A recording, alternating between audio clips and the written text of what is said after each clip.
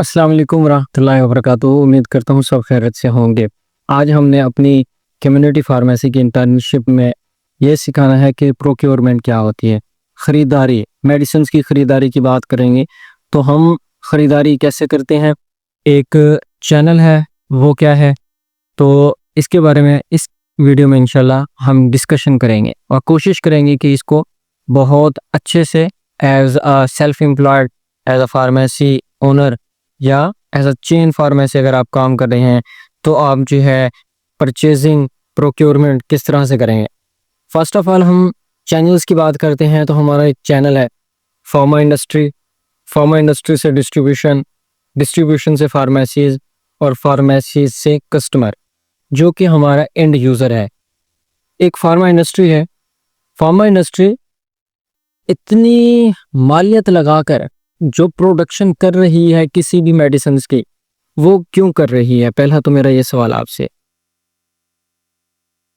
Health के लिए, cure के लिए, डिजीज को क्योर करने के लिए, किसकी डिजीज को क्योर करने के लिए?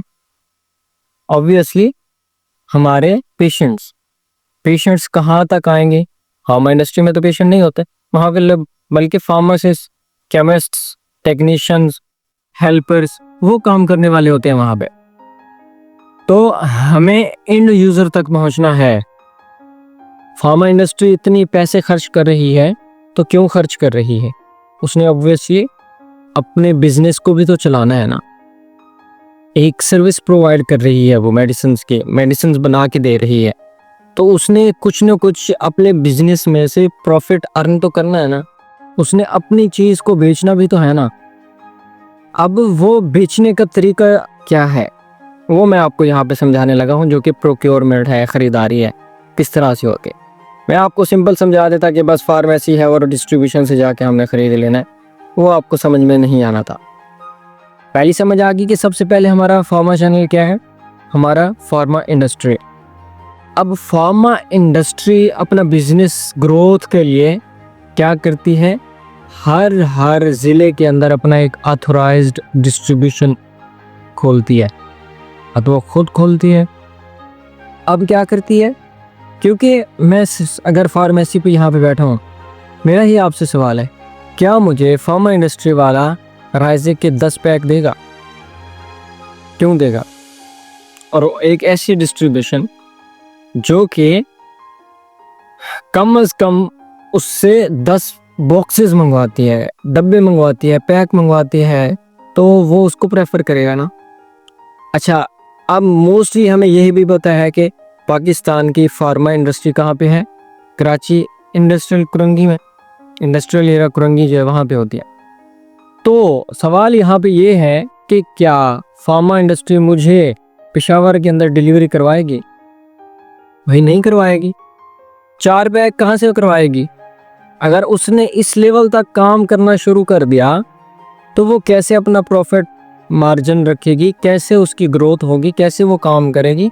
वो तो डिलीवरियों के चक्कर में फंस जाएगी। हाँ, इसलिए that are the pharma channels which are very important for the transport of the medicine from pharma industry to end user. ठीक है, समझ आ रही है? तो इसलिए वो हर सुबह के अंदर डिफरेंट प्लेसेस पर अपना एक ऑथोराइज्ड डिस्ट्रीब्यूशन बनाता है और वहाँ बाकायदा एक लेटर इशू होता है कि इस जगह पे गेट्स का, सामी का, बॉश का, फाइज़र का, सरल का, जाफा का, हाइलॉन का, एबर्ट का, एटको का, एशियन कॉन्टिनेंटल, एजीपी, बैरेट, इन सब का जो एक मेन डिस्ट्रीब्यूटर है वो ये है। और आपको इस फार्मा की प्रोडक्ट्स, फार्मा की मेडिसिन आपको इस डिस्ट्रीब्यूशन से मिलेंगी। जब यहाँ तक चीज़ समझ आ गई, अब जब आती है डिस्ट्रीब्यूशन की बात, तो डिस्ट्रीब्यूशन वाला अब उसके ज़िम्मे है कि वो अपने उस, क्योंकि मखसूस इलाका हो गया ना डिस्ट्रीब्यूशन का, डिस्ट्रिक्ट हो गया, ज़िला हो गया, ठीक है, तो अब वो ज़िले के अंदर पहुंचाएगा। पहले ऑल ओवर पाकिस्तान से डिलीवरी होनी थी, लेकिन अब फार्मा इंडस्ट्री ने डिस्ट्रीब्यूशन उसी ही एक जगह पे ओपन करवा दी, तो वहाँ से अब एरिया क्लोज हो गया, वहाँ तक पहुँचना, डिस्ट्रीब्यूशन से फार्मेसीज तक पहुंचना आसान हो गया। तो डिस्ट्रीब्यूशन वाले के ज़िम्मे हो जाता है कि वो क्या करता है, मेडिसिन्स, फार्मा जो ऑथोराइज्ड एजेंट है वो अब फार्मेसीज तक पहुंचवाता है। हम जो सेल्फ एम्प्लॉयड होते हैं, चेन फार्मेसी वाले होते हैं, हमारी परचेजिंग जो होती है वो डिस्ट्रीब्यूशन वालों से होती है या होलसेलर वालों से होती है। यहाँ तक समझ आई? फार्मेसी वाले डायरेक्टली परचेजिंग नहीं कर सकते। हाँ, आपकी बहुत ज़्यादा ब्रांचेस हैं लाइक दवागो, तो आप शायद परचेजिंग करें, बट मैं वहाँ रहा, मैंने हेड ऑफिस में जो उनके मेन वेयर हाउस को संभालते हैं उनसे मेरी मुलाकात हुई। तो मैंने उनसे यही सवाल किया कि आपकी इतनी बड़ी ब्रांचेस हैं तो आप क्या डायरेक्टली फार्मा इंडस्ट्री से मंगवाते हैं या फिर आप डिस्ट्रीब्यूशन से मंगवाते? तो उनका सवाल था कि कुछ ऐसी मेडिसिन हैं जो हम डायरेक्टली फार्मा इंडस्ट्री से मंगवाते हैं, बिकॉज उनकी 86-89 तक जो है राउंड अबाउट ब्रांचेज हैं, तो ऑब्वियसली उनकी डिमांड, उन ब्रांचेस को चलाना, उनकी परचेजिंग हाई लेवल बहुत ब्रॉड है। तो उसकी मिसाल मैं आपको आगे चल के भी समझाता हूँ। तो वो तो एक अलग सिनेरियो है ना। हम जैसे एक ही फार्मेसी को चलाने वालों, उनका क्या बनेगा? तो वो डिस्ट्रीब्यूशन से हमारी परचेजिंग होती है, ना कि डायरेक्ट फार्मा से। अब वहाँ पे दवाओं वालों ने ये कहा कि कुछ फार्मा इंडस्ट्री से हम डायरेक्ट परचेजिंग करते हैं, लेकिन कुछ फिर भी हमें डायरेक्ट परचेजिंग की अलावा ही नहीं करती। तो वो क्या करते हैं, फाइज़र है, मुलर फिलिप्स पे आता है, यूनाइटेड जो डिस्ट्रीब्यूशन वाले हैं, ऑथोराइज्ड हैं ऑल ओवर द पाकिस्तान, आपको पता है, तो उनसे ही परचेजिंग करनी पड़ती है। फिर भी मल्टीनेशनल कुछ ऐसी हैं जो डायरेक्टली अलाउ नहीं करती कि आप हमसे परचेजिंग करें, बल्कि आप अपने इलाके में जो आप हमारा फार्मा इंडस्ट्री का जो ऑथोराइज्ड एजेंट है, जो जिसको हम कहते हैं डिस्ट्रीब्यूशन वाला, आप वहाँ से जाके परचेजिंग करेंगे। तो अब हम परचेजिंग करते हैं सेल्फ ओन वाले फार्मेसी वाले से, उसको हम हर हफ्ते की बेस पे डिमांड दे रहे होते हैं। हो सकता है टेरिटरी वेरी करता है। फॉर एग्जांपल मैं पंजाब से हूँ, मेरी रहीम यार खान से अगर आती है या बहावलपुर से आती है मेडिसिन, तो मैं अगर एक लियाकतपुर में रहता हूँ तो मुझसे कम से कम 150 किलोमीटर का फासला है। तो रोज़ाना की बेसिस पे आना जाना ना तो सूटेबल है ना प्रॉफिटेबल है। तो डिस्ट्रीब्यूशन वाला एक डे सिलेक्ट करता है कि आपने मुझे एक डिमांड अपनी बनानी है कि मुझे ये ज़रूरत है, तो मैं आपको इस दिन डिलीवरी करवा के आपकी मेडिसिन पहुंचवा दूंगा। तो वो ऑन वीकली बेसिस या 2 वीक्स के बाद, लेकिन ऐसा नहीं होता, वीकली बेसिस आपको मेडिसिन मिल रही होती हैं, वो आपको पहुंच रही होती हैं। अब फार्मेसी पे जब पहुंचती हैं तो आप क्या करते हैं, जो हमारा एंड यूज़र है, जो हमारा मेन बंदा है, आप उसको दवाइयाँ बेचते हो। अब यहाँ पर तो ये समझ आ गई कि हमारी प्रोक्योरमेंट्स के चैनल क्या हैं। अब मैं आपको एक और चीज़ बताता हूँ, हमारे हॉस्पिटल्स हैं, हॉस्पिटल्स की डायरेक्टली परचेजिंग होती है। सवाल यहाँ पे ये है कि हॉस्पिटल की डायरेक्टली परचेजिंग क्यों है? हॉस्पिटल्स वालों को फार्मा इंडस्ट्री डायरेक्टली परचेजिंग कैसे अलाउ कर सकती है, हमें क्यों नहीं अलाउ कर रही? सवाल है मेरा आपसे। तो इसका जवाब ये है कि हॉस्पिटल्स की अगर हम बात करें तो वहाँ पे बहुत ज़्यादा हुजूम होता है। रोज़ाना की बेसिस पे कई हज़ार पेशेंट्स आते हैं, रोज़ाना की बेसिस पे चेकअप हो रहा होता है। तो गवर्नमेंट के जो हॉस्पिटल्स हैं वो क्या कराते हैं, या तो वो 3 मंथ, ऐसा होता नहीं, 6 मंथ की मेडिसिन या 1 साल की मेडिसिन वो मंगवाते हैं एक साथ। अगर 3 मंथ की भी मेडिसिन मंगवाएं तो आप खुद अंदाज़ा लगाएं कि उनकी कितनी लाखों की, करोड़ों की मेडिसिन आती होगी। तो मेरी जो है कोई 1000-2000 की एक हफ्ते की मेडिसिन हैं, या 5000-10,000 की लगा लो मेरे पास, मैंने ख़रीदारी करनी है, और एक वो बंदा जो लाखों की ही परचेजिंग कर रहा है, तो फार्मा इंडस्ट्री किसको प्रेफर करेगी, किसको पर करेगी? ऑब्वियसली किसको? हॉस्पिटल्स को ना, क्योंकि अगर वो थोड़ा सा भी मार्जिन रखती है तो उसके पास बहुत ज्यादा प्रॉफिट हो सकता है। मुझसे जितना भी कूद, चाहे 5% कमा ले, 10% कमा ले, लेकिन अगर वो हॉस्पिटल वाले को देती है तो उसको उससे ज्यादा प्रॉफिट बचता है, और होना भी ऐसा चाहिए। अब ये देखो कि इस चैनल में डिस्ट्रीब्यूशन खत्म हो गया। अब डिस्ट्रीब्यूशन का जो प्रॉफिट है ना, वो बाकायदा डायरेक्टली जाएगा हॉस्पिटल्स वालों को।